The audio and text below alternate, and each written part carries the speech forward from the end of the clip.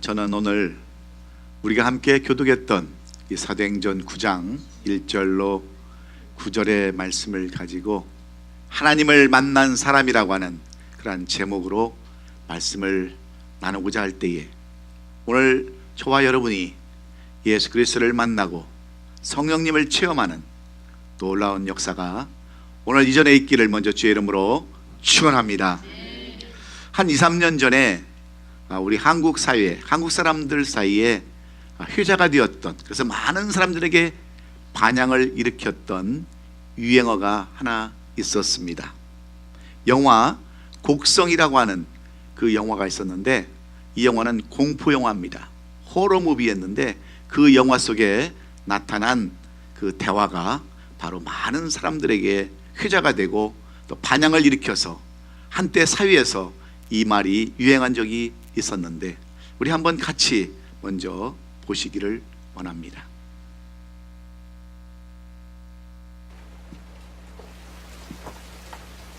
아버지 경찰이요.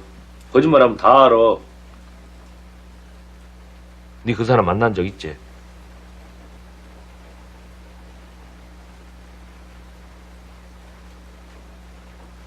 말해봐.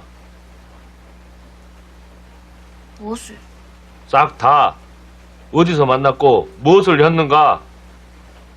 나가 왜 말해야 되는데? 중요한 문제께. 무엇이 중요한데? 너 정말 이럴겨? 무엇이 중요냐고. 도대체가 무엇이 중요냐고. 무엇이 그게 중요냐고!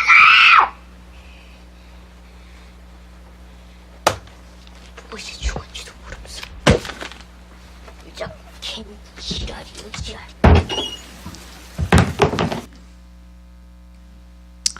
바로 이런 이야기입니다. 무엇이 중요한지, 무엇이 중요한지를 모르고 살기 때문에 이 어린 아이가 무엇이 모르는지 중요한지를 모르고 사는 아버지에게 핀잔을 주는 그런 내용입니다. 그래서 이 영화가 상영된 이후에 우리나라의 각종 예능 프로그램에서 이 대사가 회자되면서 한때 유행어가 된 적이 있습니다. 여러분, 왜 그렇습니까?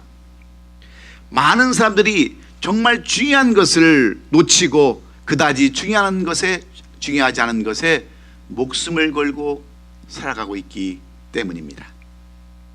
돈 때문에 사랑을 잃어버리기도 하고요, 일 때문에 사람을 잃어버리기도 하고, 출세 때문에 건강을 잃어버리는 사람들이 우리 주위에는 너무나도 많이 있기 때문에 그렇습니다. 그래서 그런 사람들이 나중에 중요한 것을 다 놓쳐버리고 잃어버릴 걸 다 잃어버리고 가슴이 무너져서 고백하는 내용이 무슨 내용이겠습니까? 따라서 한번 하십시다. 무엇이 중요한디? 무엇이 중요하냐는 거예요. 무엇이? 여러분들은 무엇에 우선순위를 두고 살아가십니까? 무엇에 중요한 그러한 요소를 가지고 살아나가고 있으십니까? 그런데 우리 신앙들 가운데도 무엇이 중요한지를 몰라서 올바른 신앙생활을 하지 못하고 하나님의 중심의 삶을 살아가지 못하는 사람들이 너무나도 많이 있습니다. 교회는 다니지만 믿음이 없는 사람들이 있습니다. 찬양도 하고 말씀도 듣고 기도도 하는데 하나님과는 전혀 상관이 없는 사람들이 많은 것을 우리가 봅니다. 무엇 때문이겠습니까? 진정으로 하나님을 만나고 예수 그리스도를 체험하지 못하고 성령님의 역사를 체험하지 못했기 때문이 아니고 무엇이겠습니까? 오늘 이 본문의 말씀도 마찬가지입니다. 오늘 이 본문에 등장하는 사도 바울은 하나님을 만나지 못했고 예수 그리스도를 체험하지 못했을 때에는 도리어 예수님을 믿는 사람들을 잡아 가두고 돌에 맞춰서 죽이는데 앞장을 섰던 사람입니다. 그 일이 자기에게는 옳은 일인 줄 알고 열심히 특심으로 예수를 비방하고 예수 믿는 사람들을 잡아가두는데 앞장을 섰던 사람이 바로 사도 바울이었습니다. 이런 사람이 어느 날 또다시 예수 믿는 사람들을 잡으러 다메섹으로 가다가 다메섹 도상에서 이 예수님을 만나고 체험하고 변화되는 사도 바울을 우리에게 소개하는 내용이 이 사도행전 9장 1절로 9절의 말씀입니다. 사도 바울은 하늘에서 비추는 강력한 빛을 보았고 주님의 생생한 음성, 우레와도 같은 그러한 음성을 들었습니다. 사울아 사울아 내가 어찌하여 나를 박해하느냐 했을 때 이 사도 바울은 주여 누구시냐이까? 나는 내가 박해하는 예수라. 너는 이르라 시내로 들어가라. 내가 행할 것을 내게 이를 자가 있느니라 하시면서 사도 바울로 하여금 변화되게 하고 예수 그리스도를 체험하게 하는 그러한 말씀이 오늘 우리에게 주시는 말씀입니다.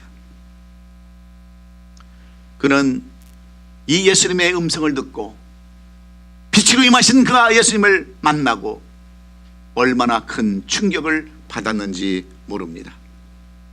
지금까지 자신이 핍박했던 예수 믿는 자들이 곧 예수를 핍박했다고 하는 그 핀자는 그로 하여금 몸둘 바를 모르게 했습니다. 그뿐만이 아닙니다. 빛 가운데 임하신 예수를 보고 눈이 멀어버렸습니다. 말에서 떨어졌습니다. 그래서 직가라고 하는 유다 집에 옮겼을 때 아나니아라고 하는 그러한 다른 선지자를 통해서 그는 눈을 뜨고 그는 신비한 예수님을 다시 한번 체험했을 때 그 신비롭고도 경이로운 사건을 그는 경험하면서 그의 인생이 변했다고 하는 것이 오늘 이 본문이 우리에게 주시고자 하시는 교훈의 말씀입니다. 이미 하늘로 승천하신 주님이셨지만 바울에게 직접 나타나신 것은 여전히 주님께서 살아계심을 부여주시는 사건이었습니다. 이미 죽은 것으로만 알고 있었던 예수님께서 살아계심을 알았고 크리스천들이 말하는 그 부활의 주님을 자신의 그러한 편견과 불신앙으로 인해서 어리석음으로 알았던 자신을 뒤돌아보게 되었습니다. 그제서야 복음의 진리를 깨달은 바울은 이제 아라비아로 가서 3년 동안 그 아라비아 광야에 가서 집거하면서 기도하고 자신의 일생을 되돌아보면서 자기의 신학을 정리하고 인생을 정리한 그러한 사도 바울에 대한 이야기가 오늘 본문의 내용입니다. 얼마 전까지만 해도 그리스도인들을 핍박해 죽이는 데 앞장섰던 이 바울이 이제는 예수 믿는 자들을 보호하고 그들을 감추는 사람으로 180도 변화되었던 것은 다름 아닌 예수 그리스도를 직접 체험하고 경험했던 것인 줄로 믿습니다. 그래서 예수님을 체험하는 것처럼 성령님을 경험하는 것처럼 하나님을 만나는 것처럼 중요한 것은 없는 줄로 믿습니다. 왜냐하면 우리 기독교는 바로 체험의 종기 때문에 그렇습니다. 우리가 직접 주님을 만나고 경험하고 성령님을 통해서 우리의 모든 일들을 지도받고 인도받는 그러한 신앙이 바로 우리 기독교의 신앙이기 때문인 줄로 믿습니다. 그런데 이 주님을 만나는 방법, 체험하는 방법은 여러 가지 방법이 있습니다. 우리가 어떻게 주님을 만날 수 있을까요? 첫째는 말씀으로 임하는 방법이 있습니다. 우리가 정말 말씀을 사모하고 그 말씀 가운데 주님의 음성 듣기를 간절히 소원하면 하나님께서 그 말씀 가운데 우리에게 필요한 말씀을 전해주신 줄로 믿습니다. 때로는 선지자를 통해서 주의 종들을 통해서 주시는 음성을 우리도 듣게 될 줄로 믿습니다. 여러분, 많은 사람들이 사무엘도 그렇지 않습니까? 사무엘도 어려서부터 실로라고 하는 그 회당에 머물렀지만 이 음성이 하나님의 음성인지 누구의 음성인지 알 수 없어서 실로의 제사장이었던 그 제사장에게 여러분 물어보지 않습니까? 이것이 누구의 음성이냐고. 여러분, 때로는 말씀으로 말씀 속에서 거하시는 하나님의 성령님이 우리에게도 필요한 대로 말씀을 주시는 줄로 믿습니다. 그래서 우리가 날마다 말씀을 사모하는 거예요. 묵상하는 거예요. 제가 괜히 여러분들에게 말씀을 묵상하라고 하시겠습니까?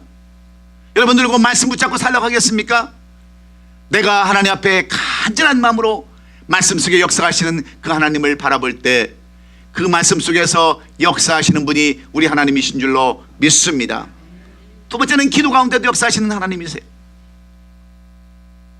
우리가 하나님 앞에 간절히 찾고 찾으면 내가 너를 만나리라 약속해 주셨기 때문인 줄로 믿습니다. 우리 전학교 집사님 한국에 가서 어디에 있다 왔냐고 그러니까 기도원에만 갔다 왔다라고 그러더라고요.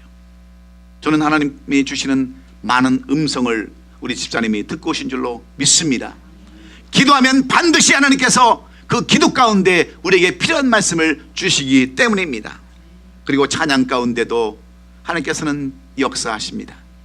우리가 찬양할 때 하나님께서는 많은 영감을 주세요. 그래서 어떤 사람들은 방언으로 찬양도 하고 하나님께서 주시는 그 방언 기도로 방언의 말로 찬양을 부르는 사람들이 많이 있는 것은 하나님께서 이 찬양 속에서도 역사하시기 때문인 줄로 믿습니다. 그리고 어떤 사람들은 봉사할 때, 헌신할 때, 희생할 때 하나님께서 역사하시고 나타나시고 만나주시는 줄로 믿습니다. 고통 가운데서, 어려운 가운데서도 내가 이렇게 봉사했더니, 이렇게 헌신했더니 하나님께서 나를 만나주시고 이렇게 은혜를 베푸셨다고 하는 간증들이 얼마나 많이 있습니까? 이렇게 여러 가지 방법으로 하나님은 역사하셔서 그때그때 예수 그리스도를 경험하고 체험하게 하심으로 인생을 변화시키고 세상 사람으로, 새로운 사람으로 바꿔주셔서 새 일을 하게 하시는 분이 우리 주님이신 줄로 믿습니다. 그러므로 우리는 무엇보다도 예수 그리스도를 만나야 합니다. 예수 그리스도를 경험하고 체험해야 되는 줄로 믿습니다. 그런 체험이 없으면 어떤 삶을 살아갑니까? 신앙과 믿음이 바로 서지 못합니다. 하나님을 만난 경험이 없고 예수 그리스도를 체험한 경험이 없고 성령님을 만난 적이 없다면 우리는 얼마나 방황하고 얼마나 힘든 삶을 살아갑니까? 조금만 누가 이런 얘기하면 마음이 되돌아섭니다. 의심이 갑니다. 믿음이 떠나갑니다. 그러나 하나님을 만난 사람들, 예수 그리스도를 경험한 사람들, 성령님을 체험한 사람들은 넘어졌다가도 다시 일어나는 역사가 있는 줄로 믿습니다. 그러면 이처럼 바울이 예수 그리스도를 체험하고 경험한 이후에 그의 인생이 180도 달라졌을 때 그에게 나타난 변화는 어떤 변화일까요? 어떤 현상들이 이 사도 바울에게 나타났을까요? 첫째는 부끄러운 과거로부터 자유함을 얻는 역사가 일어나는 줄로 믿습니다. 바울은 예수 그리스도를 만나고 예수 그리스도를 체험하며 경험했을 때 그는 과거를 깨끗하게 정리하는 은혜를 입었습니다. 사도 바울이 예수 그리스도를 만나기 전에는 예수 믿는 사람들을 핍박하는 것이 악한 일이요 죄 짓는 일인 줄도 몰랐습니다. 편견과 교만과 어리석음과 교만으로 똘똘 뭉친 삶을 그는 살아야만 했습니다. 그런데 그가 예수 그리스도를 만난 뒤에 자기 행동이 얼마나 수치스러웠는지, 자기가 얼마나 큰 죄를 지었는가를 그는 깨닫게 되었습니다. 예수께서 바울에게 5절의 말씀을 통해서 뭐라고 말씀하십니까? 나는 내가 박해하는 예수라. 이 말씀은 바로 바울의 오물과 죄악을 지적하는 그러한 말씀입니다. 바울의 죄를 책망하는 그러한 말씀이세요. 나는 내가 박해하는 예수, 너는 지금까지 나를 박해하는 그러한 죄를 짓고 살았다고 하는 예수님의 핀잔이십니다. 이 책망의 말씀에 바울은 자신의 무지함과 교만함과 어리석음을 깨닫고 회개를 시작했습니다. 그리고 아라비아 광야에 가서 3년을 그가 거기서 거하면서 회개의 삶, 자기 자신의 정리한 삶을 살면서 그는 죄 용서함을 받고 체험을 얻고 그는 돌아와서 뭐라고 고백하는 줄 아십니까? 로마서 5장 6절은 이렇게 고백을 하고 있습니다. 우리가 아직 연약할 때의 기약대로 그리스도께서 경건하지 않은 자를 위하여 죽으셨다. 그러면 이제 우리가 그의 피로 말미암아 의롭다 하심을 받았으니 더 그로 말미암아 진노하심에서 구원을 받을 것이라. 이렇게 그는 고백하고 있습니다. 무슨 말입니까? 예수 그리스도의 죽음이 자신과 인간의 죄값을 치르셨음을 깨닫고 그 사랑과 은총으로 체험을 얻었다, 그런 고백인 줄로 믿습니다. 그렇습니다. 예수를 만난 사람들의 특징은 과거에 얽매여 살지 않는 것입니다. 과거의 잘못을 들추어내지도 않습니다. 도리어 주님의 사랑을 깨닫고 그 은혜를 갚으려고 애쓰고 힘씁니다. 그런데 예수를 경험하지 못한 사람들, 예수님의 체험이 없는 사람들은 어떻습니까? 자꾸 과거를 들춰냅니다. 당신이 옛날에도 그랬지, 나한테 돈 빌려간 거 안 줬지, 나를 괴롭혔지, 내 안에 왼수가 됐었지. 과거를 자꾸만 들춰내고 상처를 자꾸만 들춰내고 아픔을 자꾸만 들춰내는 사람들이 예수를 만나지 못한 사람들의 특징이 아니고 무엇이겠습니까?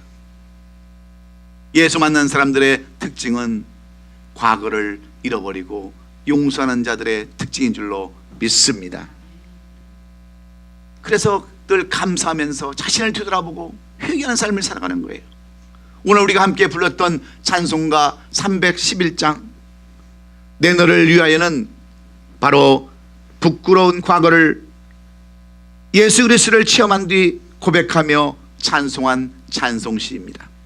이 찬송시는 영국의 찬송 작가인 프랜시스 헤버갈이라는 여인이 작시한 찬송인데, 이 찬송시가에 감춰진 일화를 살펴보면 이런 이야기가 기록되어져 있습니다. 독일의 슈텐베르그라고 하는 독일의 화가가 있었습니다.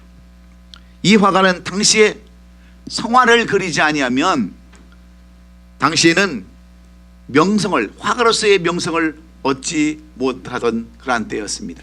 그래서 미켈란젤로나 레오나르도 다빈치나 이런 사람들도 전부 다 성화를 그려서 이 성경에 나오는 그러한 그림들을 그려서 유명한 화가들이 되었습니다. 그래서 이 슈텐베르그도 나도 성화를 그려서 미술의 거장이 되어야 되지, 미술의 대가가 되어야지 하면서 성화를 그리기 시작했습니다. 예수님께서 십자가에 달려 돌아가시는 그 모습을 그리기 시작합니다. 그런데 마음에 감동이 없습니다. 영감이 떠오르지 않습니다. 어떻게 그 모습을 정확히 묘사하고 남들이 그 십자가에 돌아가시는 예수님의 모습을 보면서 은혜를 받고 정말 미술가로서의 명성을 떨쳐야 되겠는데 감동이 없습니다. 영감이 떠오르지 않습니다. 그래서 태상을 다 해놓고 그 그림을 완성하지 못한 채 그는 이런 생각을 합니다. 내가 미술의 거장이 되는 것도 중요하지만 나는 돈을 벌어야 되겠다 생각을 하고, 그 당시 많은 사람들에게 인기가 있었던 누드 그림을 그리기 시작합니다. 여인들의 나체란 그림을 그려서 돈이나 벌어야 되겠다 생각을 하고 그는 여자들의 나체 누드 그림을 그리기 시작하는 거예요. 그래서 어느 날 이 길거리에 나가서 어떤 여인이 아름다운 여인일까, 어떤 여인이 풍만한 육체를 가지고 남들이 보기를 원하는 그러한 육체를 가졌을까, 이렇게 지나가는 여자를 보다가 한 여인을 만나서 그 여인에게 부탁을 하죠. 당신의 모습을 보니까 너무너무 그 모습이 아름답습니다. 나는 누드 그림을 그리는 화가인데 당신의 그 누드를 화풍에 담고 싶으니 허락해 주십시오. 내가 사례는 많이 하겠습니다라고 이렇게 부탁을 하자, 마침 돈에 굶주렸던 여인, 집시 여인이 그 대답을 듣고 그 요청을 받고 이렇게 허락을 해서 이 슈텐베르그는 이 여인을 데리고 화실에 가서 이 여인의 그 누드 그림을 그리기 시작합니다. 열심히 며칠을 세워서 그림을 그리기 시작하고 그림이 완성되어 갈 쯤에 이 집시 여인이 뜬금없이 이 슈텐베르그의 화가에게 물어봅니다. 선생님, 내가 이렇게 앉아서 저쪽에 그 방치되어진 그림을 하나 보니까 어떤 사람이 십자가를 이렇게 짊어지고 죽는 모습을 그려놨는데 저 모습이 누구의 모습입니까? 물어봤어요. 그러자 이 슈텐베르가 자기도 모르게 이렇게 고백을 합니다. 예수라는 젊은이인데 저 사람이 우리의 죄를 위하여 그 죄를 다 짊어지고 십자가에 죽으셨던 사람입니다라고 대답을 했어요. 그랬더니 이 여인이 깜짝 놀라서 묻습니다. 아니, 저분이 누구인데 선생님의 죄와 우리들의 죄를 위해서 십자가를 지고 죽으셨단 말입니까? 그 사실이 정말입니까? 묻자 이 슈텐베르그는 그 말에 그만 엄청난 충격을 받습니다. 지금까지 내가 아는 예수님, 지금까지 내가 섬겼던 예수님, 그 예수님이 우리를 위해서 돌아가셨는데, 죽으셨는데 나는 지금까지 그런 것을 아무것도 모르고 이렇게 성화를 그리지 못하고 영감도 없이 감동도 없이 이제는 누드 그림을 그리는 이렇게 빈약한 화가가 되었단 말인가, 그런 자책을 하면서 회당에 나가서, 교회에 나가서 엎드려 회개합니다. 주님, 저 같은 사람이 무슨 화가라고, 저 같은 연약한 사람이 무슨 화가 될 수 있다라고 성화를 다 포기한 채 누드 그림에 이렇게 전념을 하게 되었습니까? 그 하나님의 은혜, 그 하나님의 공로가 너무나도 큰데 어찌 내가 이렇게 누드 그리는 사람이 되었습니까? 하면서 회개하고 돌아와서 미완성된, 다 조금만 있으면 완성될 그러한 누드 그림을 집어 던져버리고 구석에 처박혔던 예수님의 십자가를 지고 가시는 모습을 다시 완성하기 시작합니다. 주님이 흘리셨던 그 보혈의 피, 골고다 언덕에서 그 고통당했던 예수님의 그 모습들을 이 슈텐베르그는 기억하면서 그림을 완성하고 그 그림에 이런 제목을 붙였습니다. 에케이 호모, 이 사람을 보라고 하는 제목을 붙여놓고 그 아래에 또 다른 내용들을 써놓았습니다. 나는 너를 위해 이렇게 하였다. 너는 나를 위해서 무엇을 하느냐 하는 내용을 써놓았습니다. 그래서 이 성화가 탄생이 되었는데 어느 날 영국의 그 여류 작가, 찬송 작가인 사람이 프란시스 헤버갈이 이 내용을 보다가, 이 그림을 감상하다가 영감을 받고 찬송가 311장을 찬송하게 되었습니다. 내 너를 위하여 몸버려 피 흘려 내 죄를 속하여 살 길을 주었다. 그런데 널 위해 몸을 주건만 너 무엇을 주느냐, 널 위해 몸을 주건만 또 무엇을 주느냐 하면서 4절까지 예수님의 그 사랑, 예수님의 구원의 그 은총을 이렇게 찬송가 311장에다가 담아 놓았습니다. 무슨 말을 하려고 이 말을 드리는 것입니까? 바로 예수님을 만난 사람들, 예수님을 체험한 사람들은 과거의 자신의 잘못을 다 덮어버리고 이제 자유함을 얻고 새로운 길로 나간다고 하는 것이 바로 오늘 찬송가 311장이 우리에게 주시는 교훈의 말씀입니다. 사랑하는 성도 여러분, 예수를 만난 사람은 과거를 기억하지 않습니다. 더 이상 과거의 죄에 얽매이지도 않습니다. 주님이 주시는 감동과 영감으로 자유를 얻고 새로운 그러한 발걸음을 옮기게 되는 줄로 믿습니다. 사랑하는 성도 여러분, 예수 그리스도를 만나십시오. 그리고 예수 그리스도로부터 주시는 자유함을 얻는 저와 여러분이 되시기를 주의 이름으로 축원합니다. 예수님을 만나면, 그리스도를 체험하면, 성령을 경험하면 우리에게는 자유함이 있는 줄로 믿습니다. 두 번째로, 변화된 사도 바울이 가졌던 모습은 어떤 모습입니까? 하늘나라 영생의 소망으로 충만한 줄로 믿습니다. 7절 말씀을 보면 성경은 이렇게 기록해 놨습니다. 같이 가던 사람들은 소리만 듣고 아무도 보지 못하여 말을 못하고 서 있더라 그랬습니다. 함께 동행했던 무리들은 바울과 함께 예수님의 음성을 듣습니다. 그러나 예수님의 형상 모습은 보지 못해서 아무 말도 할 수가 없고 서 있기만 했더라 그랬습니다. 그러나 여러분, 사도 바울은 어떻습니까? 그는 똑같이 음성은 들었지만 그는 빛으로 임하신 예수 그리스도를 볼 수 있었습니다. 체험할 수 있었습니다. 그것은 주님이 살아계심을 보므로 주님도 하늘에서 영생을 누리고 계심을 알게 되었다고 하는 말씀입니다. 주님이 계시는 곳은 죽음이나 슬픔이나 고통이 없는 영생하는 곳이기에 바울은 그 즉시 하늘에 대한 소망을 갖게 된 줄로 저는 믿습니다. 주님이 계시는 곳에 나도 주님과 영원히 살고 싶다고 하는 하늘의 소망을 갖게 된 줄로 믿습니다. 그래서 사도 바울은 그곳에서 받게 될 의의 면류관을 바라보면서 이 땅에 있는 것들을 다 배설물로 여기고 오직 하늘의 소망을 두었다고 하는 것이 오늘 7절이 우리에게 주시는 교훈의 말씀입니다. 그렇습니다. 이 땅에 있는 것은 언젠가는 다 썩어질 것들입니다. 잘 먹고 잘 사는 것도 언젠가는 다 사라지게 되어 있습니다. 그래서 사도 바울은 골로새서 3장 2절에서 뭐라고 고백하는 줄 아십니까? 위의 것을 생각하고 땅의 것을 생각하지 말라. 이는 너희가 죽었고 너희 생명이 그리스도와 함께 하나님 안에 감추어졌기 때문이라고 말씀하고 있습니다. 그렇습니다. 그가 여러분 끝까지 결혼도 아니하고 독신으로 살았던 것, 질병도 은혜 가운데 생각하고 지내왔던 것은 무엇 때문입니까? 그는 하늘의 소망을 두었기 때문에 그렇습니다. 초대교회에 교부했던 폴리갑은 예수 그리스도를 증거하다가 한 번만 예수 그리스도를 부인하면 화형에 처하지 않겠다라고 그 만류했던 집행관에게 이런 이야기를 했습니다.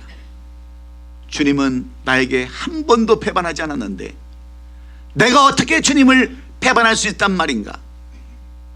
나는 하늘의 소망을 두고 있기에 오늘 죽어도 아무런 미련이 없습니다 하고 스스로 그 화형대를 걸어갔다고 하는 것이 초대교회 교부였던 폴리갑의 그러한 역사입니다. 여러분, 하늘의 소망을 둔 자만이 그 어떤 것도 다 버릴 수 있습니다. 하늘의 소망을 두는 자만이 여러분 생명을 얻고 구원을 얻는 줄로 믿습니다. 우리가 잘 아는 스데반 집사는요, 돌에 맞아 죽어가면서도 그의 얼굴이 해처럼 빛났다고 그랬습니다. 여러분, 왜 스데반이 그 돌을 맞아가면서 아픈 그 기억도 내색도 하지 않냐고 그의 얼굴이 해처럼 빛나고 웃는 얼굴로 그런 순교 자리까지 나갈 수 있었겠습니까? 스데반은 저 하늘의 소망이 있었기 때문인 줄로 믿습니다. 부활의 소망, 영생의 소망이 그에게 있었기에 날라오는 돌도 피하지 않냐고 그 돌을 다 맞으면서 해처럼 빛나는 얼굴로 많은 사람에게 하늘의 소망을 우리에게 전해준 줄로 믿습니다. 사랑하는 성도 여러분, 여러분은 무엇에 소망을 두고 살아가십니까? 하루하루 먹고 살기 위해서 직장에 소망을 두고 살아가십니까? 물질에 여러분 소망을 두고 살아가십니까? 자녀의 소망을 두고 살아가십니까? 아니면 출세의 소망을 두고 살아가십니까? 이런 것들 다 필요 없습니다. 나중에는 다 헛된 것들입니다. 솔로몬을 한번 보세요. 그 많은 명예와 그 많은 부귀를 다 누렸으면서도 그가 고백하는 내용이 무슨 내용입니까? 헛되고 헛되니 모든 것이 다 헛되다라고 하는 그런 고백이 아닙니까? 하늘의 소망을 둔 자만이, 하늘의 뜻을 두는 자만이 여러분 큰 사람에게 큰 기쁨이 있는 줄로 믿습니다. 이 땅의 것 다 언젠가는 없어질 것들. 그래서 우리 권사님들이 요즘 새벽기도 나오면서 얼마나 여러분 행복해하는 줄 아세요?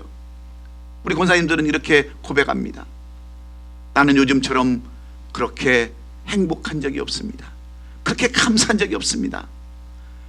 이 교회만 생각하고 내 신앙만 생각하면 눈물이 나온다라고 그렇게 고백하는 우리 권사님들을 볼 때 저는 목회할 맛이 납니다.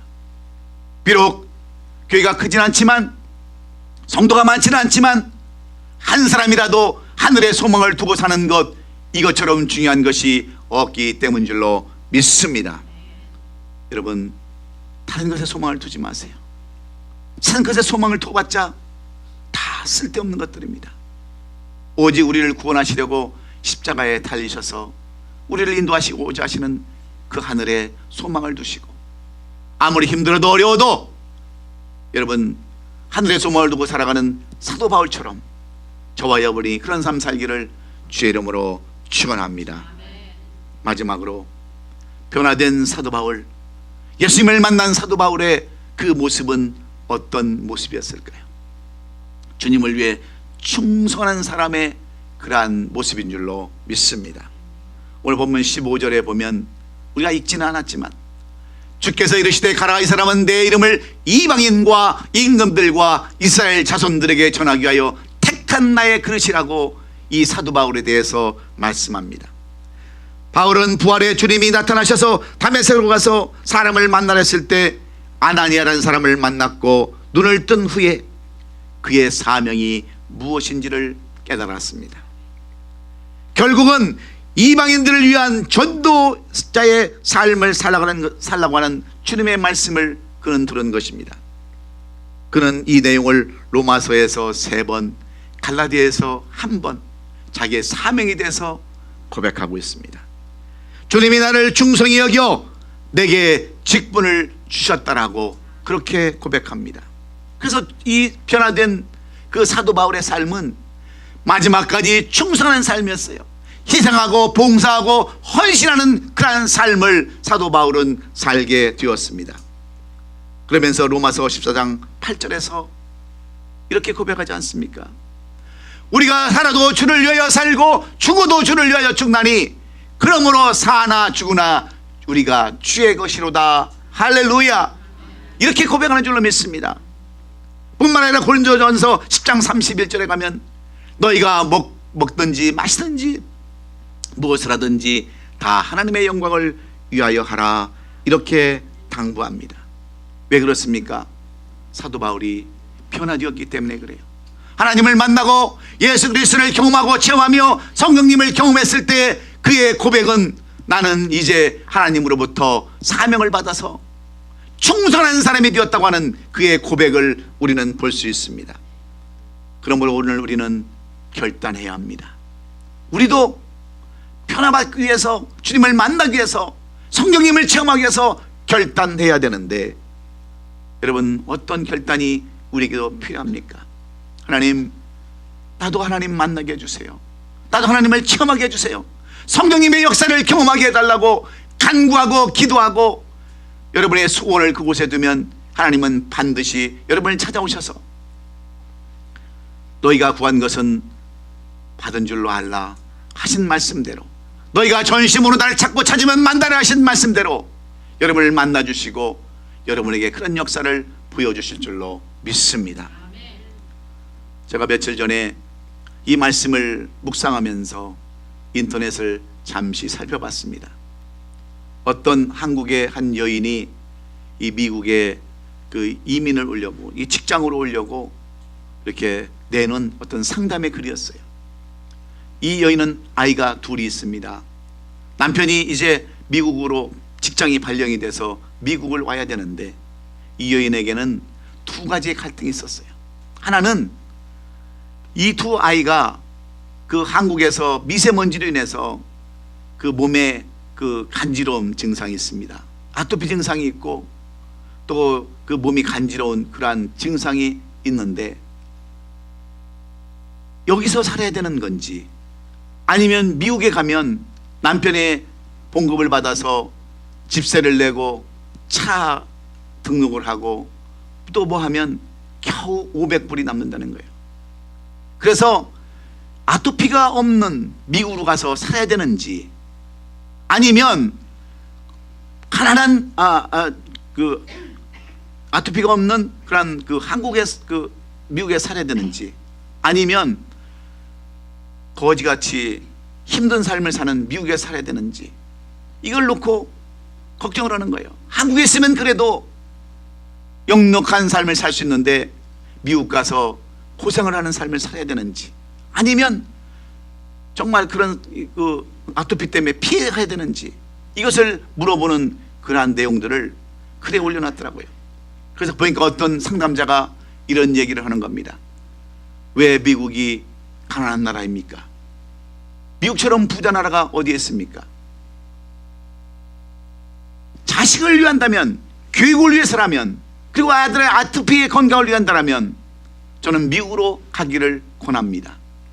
그래서 나는 영어도 못하고 돈도 없고 그 미국에 가면 고생을 해야 되는데 미국 가는 것이 두려워져서 이렇게 결단하지 못하고 글을 올립니다 썼을 때 많은 사람들의 얘기가 무엇입니까? 한번 가서 부딪혀보라고, 기회가 있다고. 그렇지 않으면 한국에서 애들 때문에 아토피 때문에 고생하는 그런 삶을 살라고, 몸은 편하지만 돈은 있지만 그런 삶을 살라고 하는 그러한 내용들을 보면서 저는 무엇을 생각해 본 줄 아십니까? 여러분, 우리에게도 결단이 필요합니다. 모든 것을 다 짊어지고 여러분 다 얻을 수는 없는 겁니다. 무언가는 하나 버려야 무언가는 하나 얻을 수 있다고 하는 것이 여러분 우리에게 주는 교훈이 아닙니까? 여러분, 어떻게 여러분은 예수님을 만나기를 원하세요? 어떻게 주님을 체험하는 그런 삶을 살기를 원하십니까? 말씀 보십시오. 기도하세요. 찬양하세요. 여러분, 봉사하고 헌신하세요.